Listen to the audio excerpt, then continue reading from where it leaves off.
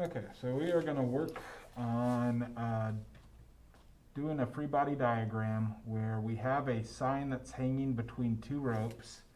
So our sign is going to be a 40 kilogram sign.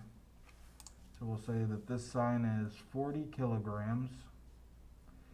And it's suspended between two ropes and it's not moving. So the first rope makes a 42-degree angle. And we're going to call its tension in that rope tension 1. The second rope makes a 37-degree angle.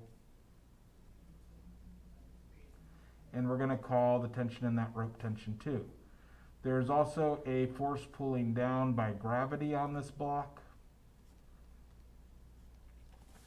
And here's what we're going to do. This is a statics problem. We're going to balance a couple things. The amount pulling up from tension 1, which we'll call tension 1y, and the amount pulling up here from tension 2, which we'll call tension 2y. Tension 1y plus tension 2y has to be the same amount as the force pulling down. Because since this block's not moving, all the forces pulling up have to be the same as the force pulling down. And again, since the block, the sign that's hanging between these two ropes, since it's not moving, the amount pulling it to the right has to be equal to the amount pulling it to the left. We'll call tension 1x the amount pulling it to the right, and we'll call tension 2x the amount pulling it to the left. Now, you can kind of see we get these two triangles. And we're going to use those two triangles to let us rewrite tension 1 and x and tension 1y in terms of just tension 1, and tension 2x and tension 2y in terms of tension 2. So for this triangle here, tension 1 is a hypotenuse. Tension 1y is opposite. Tension 1x is adjacent. And for this triangle, this is hypotenuse, tension 2x is adjacent, and tension 2y is opposite. So I'm going to generate the tension y equations. Let me use a different color. Let's do these in, I guess, orange. So if I look at tension 1 and tension 1y, that's OH, so that's sine. So sine of 42 degrees will equal opposite, which is T1y, over hypotenuse, which is just T1. So I can multiply that T1 across, and I get T1 sine of 42 is my T1y.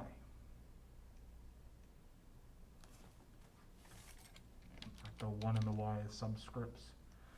Using a similar thing, the adjacent and hypotenuse is CAH for ca. So that's cosine. So cosine of 42 will equal T1x, the adjacent side, over T1.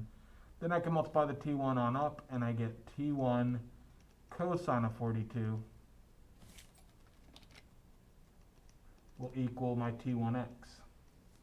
So I found T1y and T1x's amount in terms of T1. I'm going to go through and do a similar process to generate the stuff for the y, T2. So let me get different color. Okay, T2y is opposite, T2 is hypotenuse, so I can use sine of the 37 will equal opposite over hypotenuse.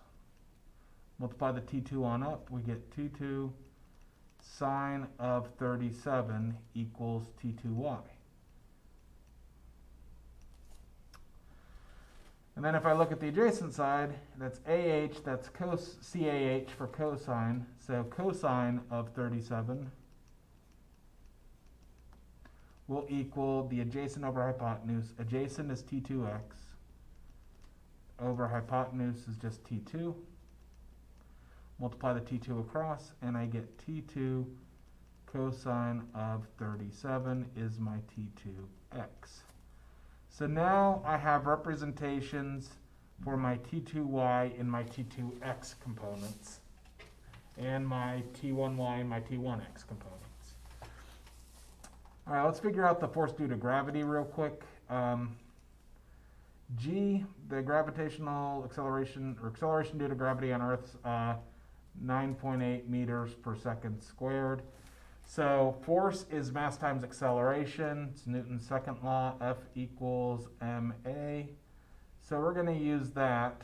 The mass is 40 kilograms. The acceleration is 9.8. So 40 times 9.8 is 392 newtons.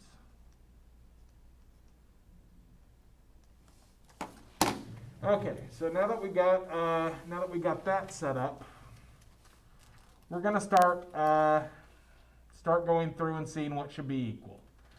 Well, the amount pulling upwards, which is T2y and T1y, those amounts, if you add them together, should be the same in magnitude as the amount pulling down. So T2y is T2 sine of 37. And we're going to add that to the other one pulling upwards, which is T1y. T1y is T1 sine of 42.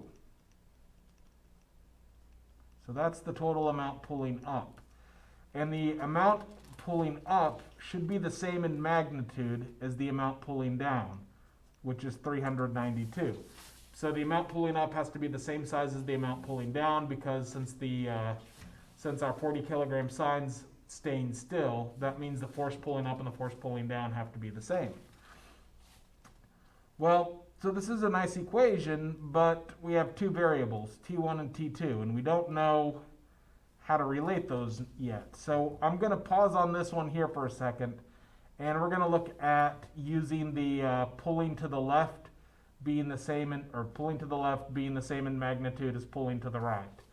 So pulling to the left would be T2x. So T2x is T2 cosine of 37. So that's the amount pulling to the left, and in magnitude that has to be the same as the amount pulling to the right. The amount pulling to the right is T2y, which is the amount pulling to the right is T1x, which is T1 cosine of 42. So this pulls to the left down here, T2x, T1x pulls to the right. So I can solve this for T1 by dividing the cosine of 42 across.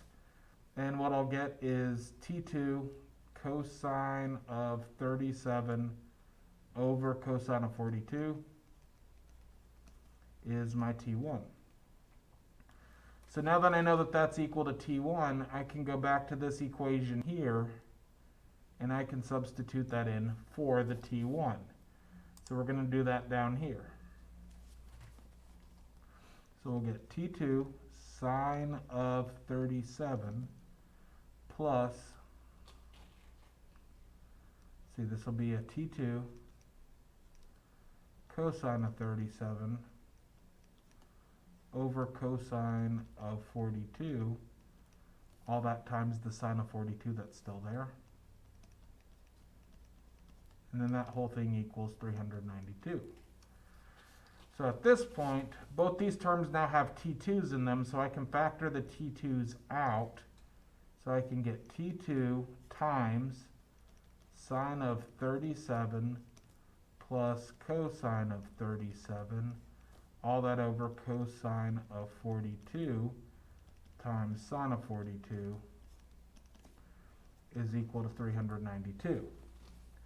And if I really wanted to solve for tension 2, I could divide by this whole mess here, and we'll get tension 2 equals 392, all that over sine of 37 plus cosine of 37 over cosine of 42 times sine of 42. And let's type that in and figure out what our tension 2 is. So 392 divided by sine of 37 plus cosine of 37 divided by cosine of 42. All that times a sine of 42. Close my parentheses. And I get tension 2 is 296 point, I'm going to round to 2 decimal places, that'll be 77 newtons. So we know our tension 2 amount. To get the tension 1 amount, well, if you have the tension 2 amount, you multiply by cosine of 37, divide by cosine of 42, and that equals tension 1. So we're going to use this equation right here to generate our tension 1. So we'll say 296.77. So I'm rounding to 2 decimal places, which means that I'm going to be off by a little bit. Whenever I plug stuff in at the end to check, I may be off by a couple decimal points. But we should be really close. Cosine of 37 divided by cosine of 42. And that equals tension 1 will be 318.93 newtons. So I think this is my tension 1 and my tension 2 amounts, which was what we were asked to find. We were given this setup here, and we were asked to find tension 1 and tension 2. So let's check our answer here. Let's see if this really does balance stuff out. So I'm going to go back up to this, and I want to check.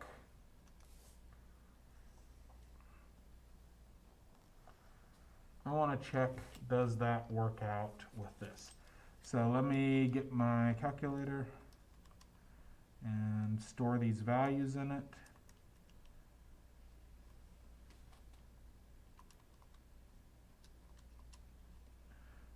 Okay.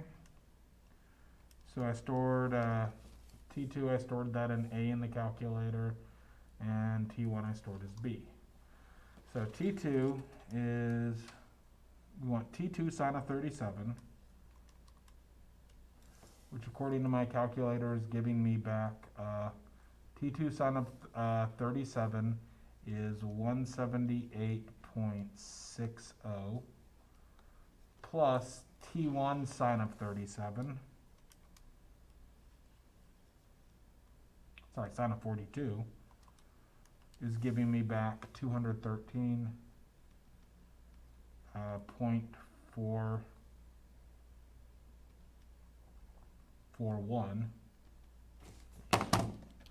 That's a 0.41, I'm putting plus. So let's see what that equals. So that's plugging in for this part right here and plugging in for that part right there.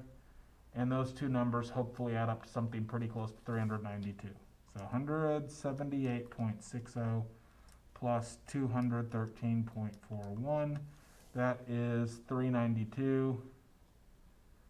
So this right here equals 392.01. So that looks great. We're off by a decimal, and that's due to the fact I rounded these to 2 decimal points down here. So that's why we're off by a little bit there. But this equation seems like it's working out great. Let's check that T2 cosine of 37 and T1 cosine of 42. Let's check that those two things work out pretty good also. So I'll check that with some numbers over here. So T2 cosine of 37 is 237.01. That should equal, let's see here, T1 cosine of 42 is 237.01. So that one's all good, matches up. So we feel good about our answers. These both check out. Since that was a long process, I wanted to check and make sure that whenever I use that tension 2 and that tension 1 value, that when you add them together, that's the pull upwards, that's the same number as you get from the pull downwards, and it is. We saw it was off by a decimal point. That's because we rounded these to 2 decimal points. And then with the pull to the left was 273.01. The pull to the right was the same exact amount. So the pull to the left and the pull to the right balanced out also. So I feel good about these numbers being correct because they make the up and down motions balance and the left and right motions balance. So we will stop there.